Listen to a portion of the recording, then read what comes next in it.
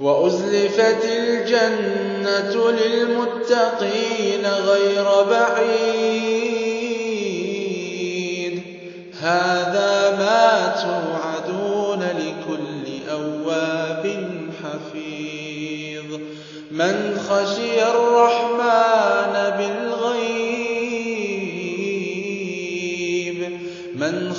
الرحمن بالغيب وجاء بقلب منيب ادخلوها بسلام